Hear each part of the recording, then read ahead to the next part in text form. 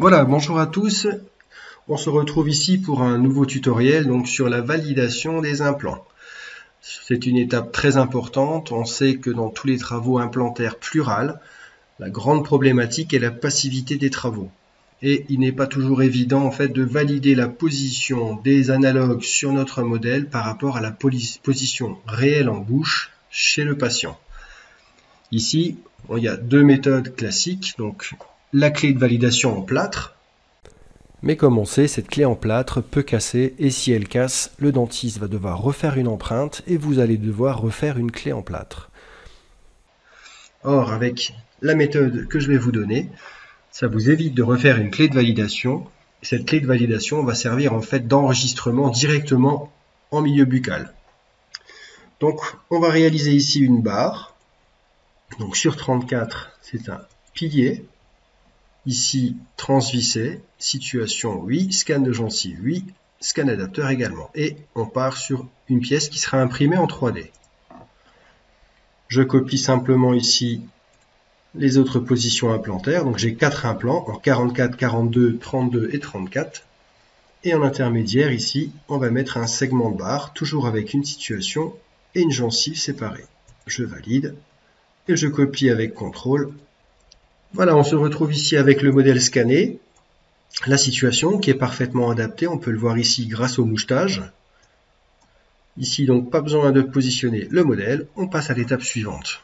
Positionnement des implants, donc ici Exocad Démo, ce sera une barre sur des multi-units, et on passe au positionnement des implants. Un clic, ajustement optimal. Donc on nous propose également ici de réaliser une rotation si l'on veut, mais ce n'est pas du tout nécessaire puisque c'est un multi-unit, donc c'est de façon rotationnelle. Donc on passe simplement à l'étape suivante, et je passe ici en accéléré pour les suivants.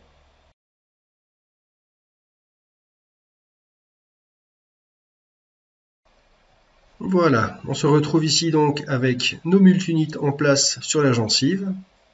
Donc ici c'est la position des implants sur notre maître modèle, donc c'est la position des analogues qu'on a vissés dans notre empreinte, qu'on a reçue, mais on n'est pas sûr que l'empreinte correspond parfaitement à la situation en bouche, d'où la réalisation de cette clé.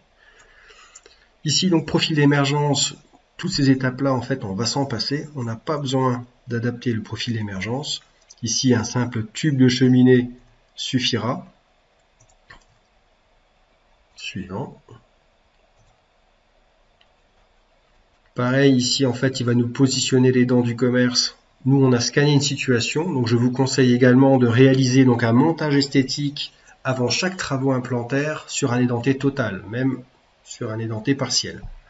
Ça permet toujours de voir un petit peu le volume et la place dont on dispose pour réaliser une structure. Donc là, le positionnement des dents, on s'en fiche. On a notre situ. Profil, le bas de pilier, on s'en fiche également. Et on rentre directement ici dans notre module barre. Voilà. Profil de barre, donc ici on peut avec la touche P enlever la situation, le pre-op pour P. Dans la barre ici, paramètres de profil, on peut laisser une angulation de 2 degrés ou on peut la supprimer. Pour ce qui est de la largeur, moi je veux une barre qui soit assez résistante quand même. Donc je vais monter à 4 ici ou rentrer simplement le chiffre 4 dans ma barre. Voilà. Et donc j'ai une barre ici qui est bien épaisse qui va me servir de clé de positionnement. Je vais ici déterminer mon axe d'insertion. Donc on peut utiliser là les flèches en bas à droite pour se mettre bien sur le côté. Et ensuite, utiliser la flèche pour se remettre bien de face. On voit ici qu'on est pas mal. Je peux remettre avec la touche P mon pre-op pour voir un petit peu. Impeccable. Donc, je vais ici sur la dernière sphère de mon profil. Je vais sur la flèche qui pointe vers l'intérieur de mon profil. Et avec la touche CTRL et majuscule, je fixe tous les points de mon profil de barre. Ainsi, ils sont tous solidaires et également dans le plan d'occlusion. Je peux maintenant effectuer une légère modification de mon plan Si c'est nécessaire, j'utilise les flèches pour me mettre sur le côté. Ici, par exemple, on voit que j'ai beaucoup plus d'espace sur l'arrière au niveau de mes prémolaires que sur l'avant. Donc je peux récupérer un petit peu mon axe. Voilà. Je vais ici régler la hauteur.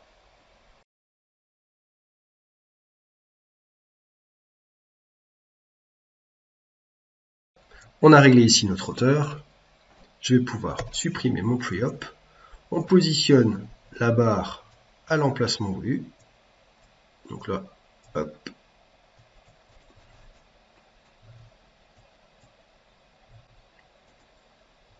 Je peux rajouter des points donc avec CTRL en mettant sur la ligne verte qu'il y a sur le dessus.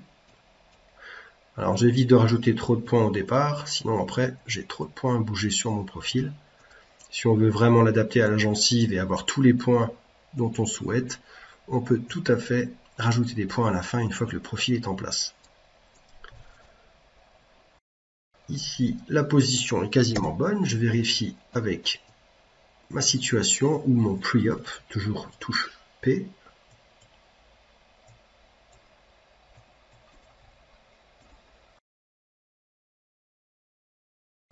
On gagne un petit peu de place par là. Ici, je vais rallonger légèrement. Vous verrez pourquoi par la suite. Je vais créer un petit échancrage ici pour le patient, pour que ce soit un petit peu plus agréable. Il ne faut pas oublier que le patient est toujours un petit peu inquiet sur le fauteuil. Ce sont des gros travaux qui lui coûtent cher, donc en général, il n'est jamais très tranquille. Voilà ici donc mon profil en place. On va pouvoir effectuer une petite modification ici juste pour créer un arrondi, pour éviter que cette arête soit trop vive. Donc pour ce faire, on va aller dans Paramètres de profil avancé ici. Et en se rapprochant, on découvre les points de chaque section de profil. Avec la touche CTRL et majuscule, je rajoute des points. Donc je maintiens la touche CTRL et majuscule enfoncée pour chacune des manipulations que j'effectue. Je fais la même chose de l'autre côté. CTRL majuscule, je rajoute mes points.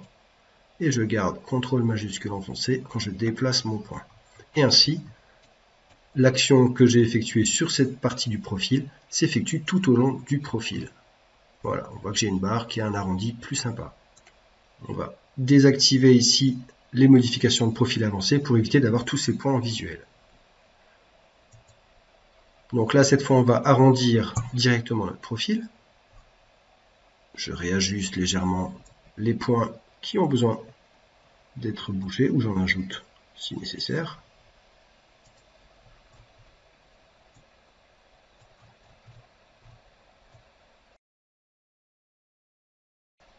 Ici, distance à la gencive, donc pour ce genre de barre de validation, on n'a pas besoin en fait qu'il y ait un contact muqueux. Idéalement, qu'il n'y en ait pas du tout. Donc ici, je mets un espace de 0,30, 0,36 et je clique sur tirer vers le bas. Comme ça, mon profil ici va descendre directement sur la gencive. À cette étape-là, on a quasiment terminé. Donc, je vais venir encore ici, cette fois sur les derniers points, et je vais créer l'échancrage dont je vous ai parlé. Donc, pour ce faire, il faut désactiver l'attachement qu'il y a entre ces deux points. Donc, il suffit de cliquer sur la flèche d'un des boutons qui montre vers l'autre. Donc, celle-ci, celle-là, c'est pareil. Tant qu'on n'actionne pas avec CTRL et majuscule, on n'a d'action que sur les points ici. Et cette fois-là, je vais pouvoir descendre la dernière partie de ma barre. Ici, on voit que la forme de la barre est arrondie. Moi, j'aimerais ici avoir une section plutôt plane. Donc, je vais simplement revenir sur mon profil, aller dans les modifications de paramètres avancés, et cette fois, je vais pouvoir ici activer ou désactiver l'arrondi sur le dessus, pour cette partie de section. Et voilà. Donc, le reste arrondi, juste cette section-là sera carrée. Je l'active déjà, je la désactive déjà sur l'autre partie de profil que je vais bouger et j'enlève ici les modifications de profil avancé. Je me déplace sur l'autre côté. Ici, je désélectionne les deux boutons et je descends mon profil. Comme ça, il y a quelque chose de moins violent pour le patient au niveau de la langue, même s'il reste toujours des petits coins. Donc là, au niveau de ma barre, je dirais que tout est quasiment bon. On va encore ici modifier la forme des piliers en rajoutant une deuxième ligne de contrôle. Donc on fait CTRL majuscule et un clic gauche. Oui, je veux rajouter une courbe de contrôle. Et on donne ici un petit peu plus de volume à notre pilier pour qu'il ait plus de résistance, pour éviter des casses ou des problèmes après l'impression.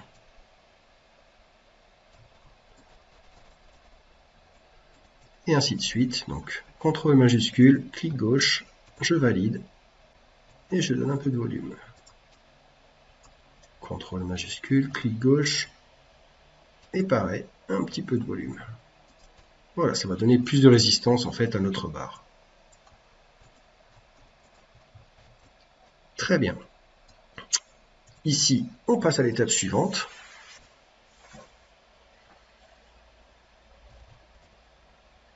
Donc cette fois, en fait, on va créer donc des encoches dans notre profil qui lui permettent d'avoir une grande flexibilité. Donc on va se servir des attachements. En suppression, on va aller dans les attachements paramétriques d'extrusion. Et ça, ici, on va sélectionner le profil Keyhole. Dans le profil Keyhole, on peut le positionner pour mieux visualiser ici les changements de paramètres.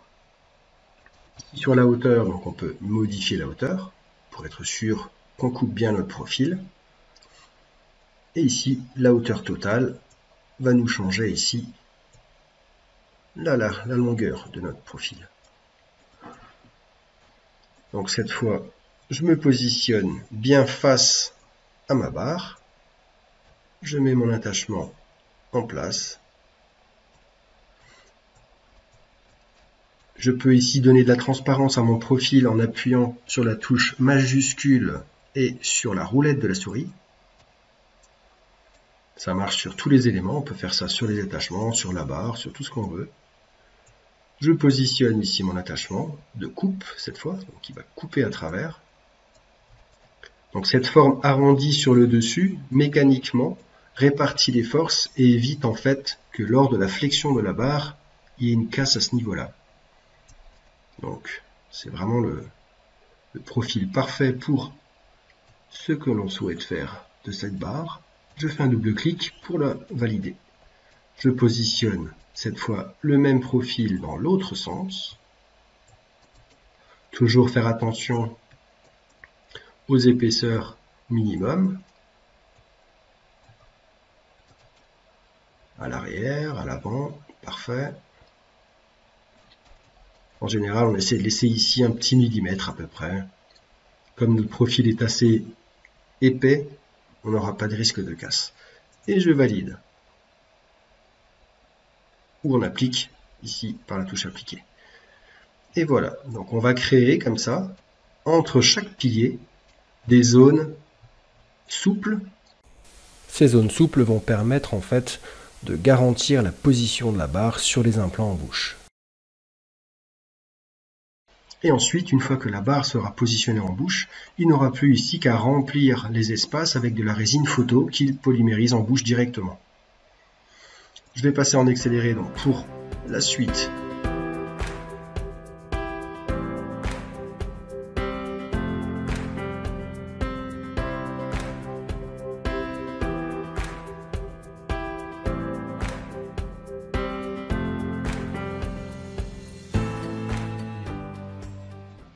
Et voilà, donc ici on a réalisé les coupes dans notre barre. Je peux cette fois passer en mode libre. On peut éventuellement effectuer un léger lissage au niveau des piliers, mais ici vraiment aucune obligation. Donc on va simplement passer à l'étape suivante, la fusion de notre pièce. Et voilà, donc on a réalisé ici une clé de validation. Et cette clé va pouvoir être positionnée en bouche et fixée en bouche par l'intermédiaire ici des coupes qu'on a réalisées à l'intérieur. Et vous verrez que c'est une barre qui aura une grande flexibilité, qui va s'adapter parfaitement à tous les multi-units à leur position. Donc on est garant ensuite, grâce à cette clé, de la position implantaire sur notre modèle. Si ce n'est pas le cas, il suffit de réaliser un petit modèle avec 4 analogues par le biais de cette clé. Donc je vise 4 analogues sous cette clé et je me fais un socle en plâtre. Et je scanne les scan body sur ce socle en plâtre. J'espère que ce tutoriel vous a plu. Je passerai à l'étape suivante lors d'un prochain tuto sur la conception de la barre, donc une barre primaire avec des attachements de chaque côté et un attachement horizontal. Et ensuite on passera également donc à la substructure, donc à la création des parties supérieures, donc le châssis qui va accueillir donc tout ce qui est la partie prothétique. Je vais vous mettre quelques photos donc des travaux que j'ai déjà pu réaliser dans ce style. Et j'espère qu'on se retrouvera lors d'un prochain tutoriel. Au revoir.